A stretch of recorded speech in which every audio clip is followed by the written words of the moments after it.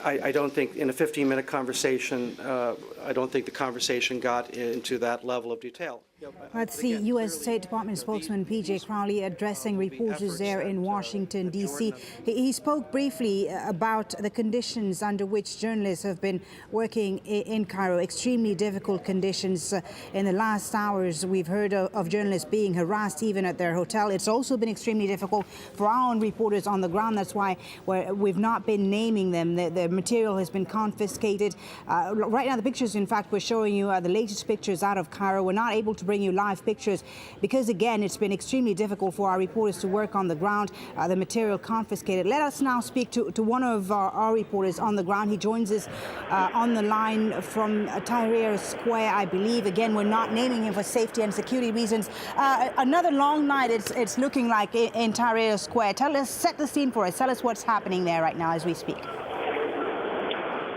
Well, one of the most extraordinary scenes I've actually seen since being camped out here in Liberation Square. As we've been reporting throughout the day, they've managed, the organizers here, some of the protesters, managed to bring in speakers, microphones, and they've actually set up the stage. And now what they are doing, they're giving testimonials of some of the fallen protesters that have died in yesterday's clashes. In fact, a short while ago, just a few minutes before we came on air, they actually had the brother of one of the protesters who died last night in the clashes with the pro-Mubarak demonstrators.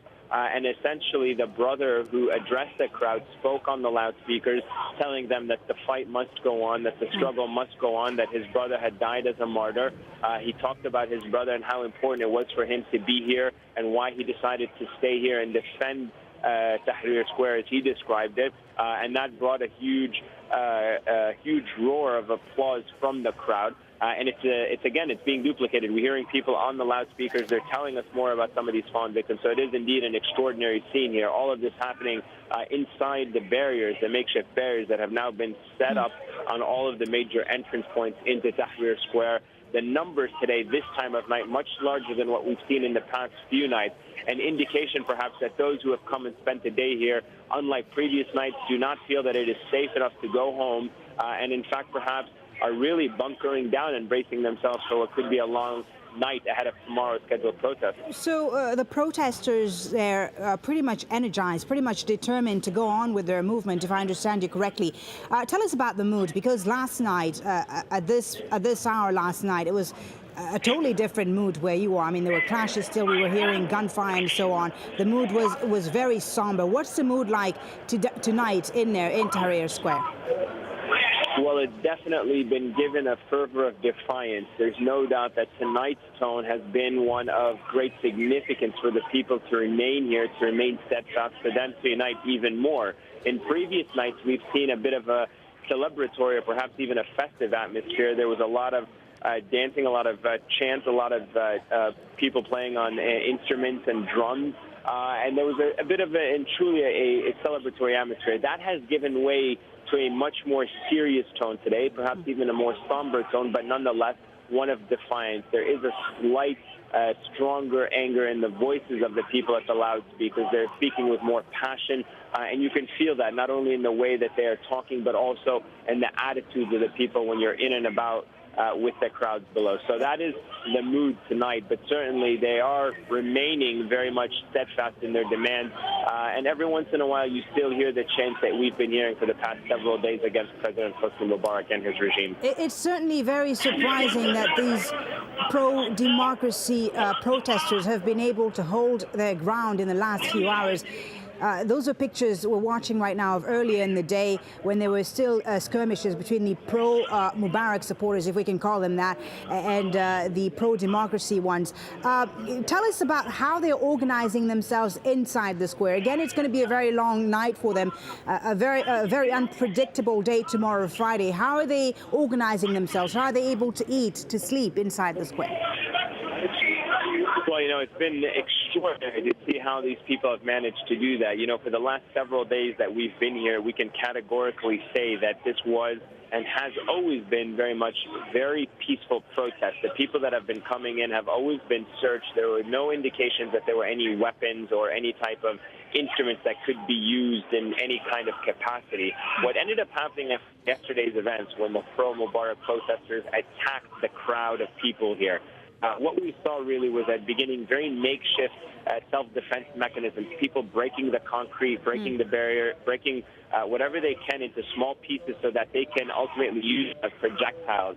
But ultimately, they were able to, one of the construction sites nearby here, there's a construction site on the square for a nearby hotel, they managed to actually break into that and rip out some of the major steel barriers that were being used in and around it. And they used those steel barriers as fences in and around the major parts of the city. So that was on one part as the way they fortified the entrances into Liberation Square. They then began to continue chipping away at some of the pavement and the concrete to use the small stones.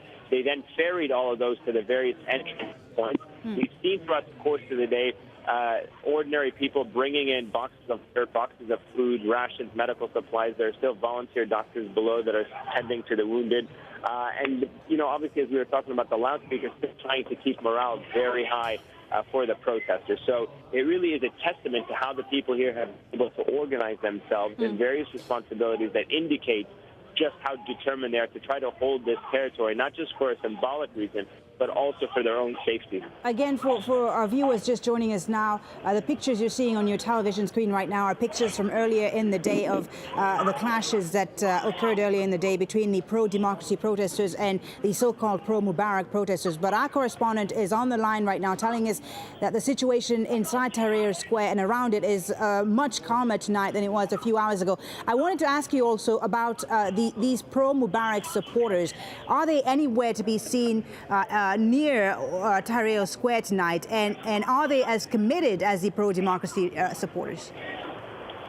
Well, it's been several hours since we've gotten any reports or seen any stones being hurled or heard of any clashes in any of the directions that we've kind of walked around in.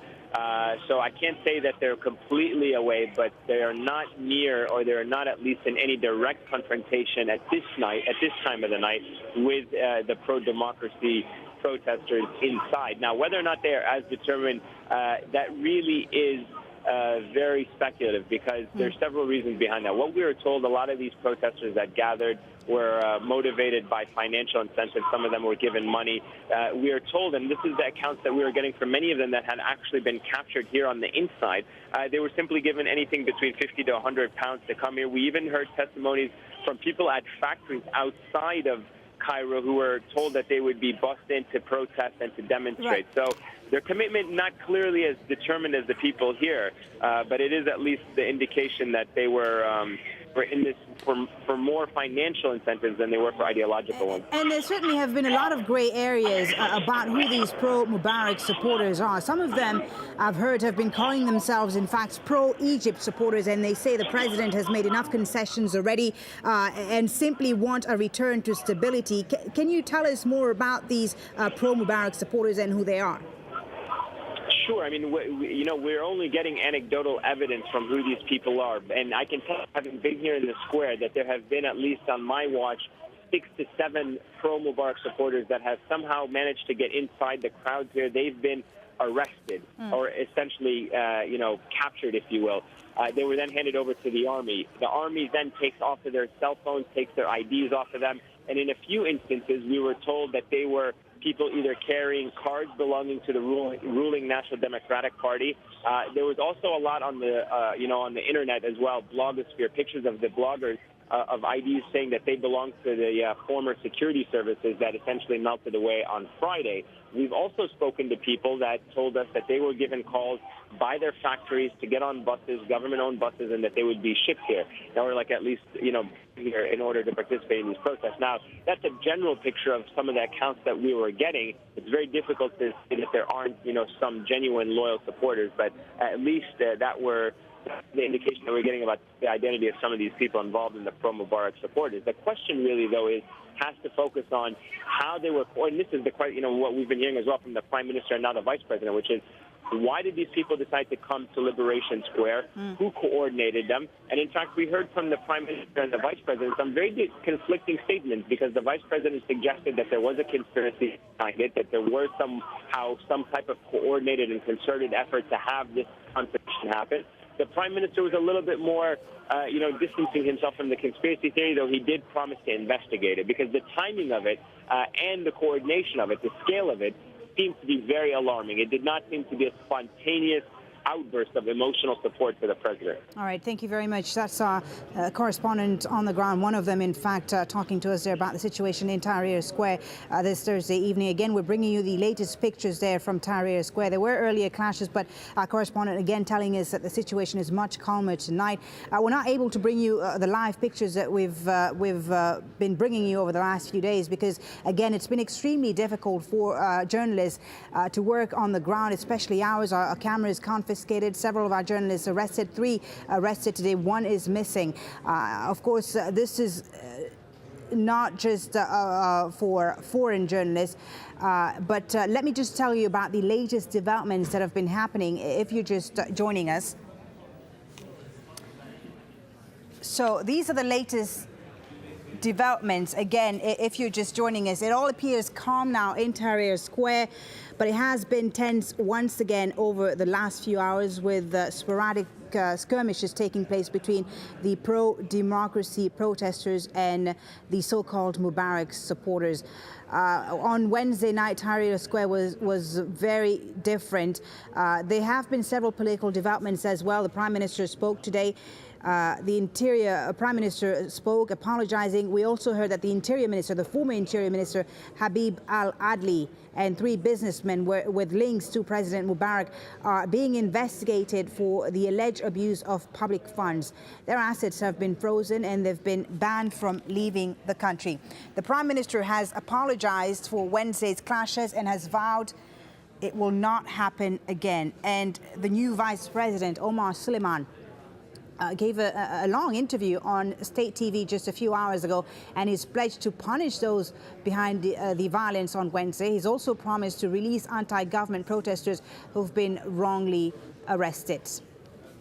Well, we can now speak to the British Foreign Secretary, William Hague, who joins us live from London. Thank you very much, Mr. Hague, for speaking to us. Again, just a few hours ago, the Egyptian Vice President Omar Suleiman spoke at length on state TV, saying that he understood the international community's concern about the events in Egypt, but again, rejected all foreign meddling. What's your reaction to that?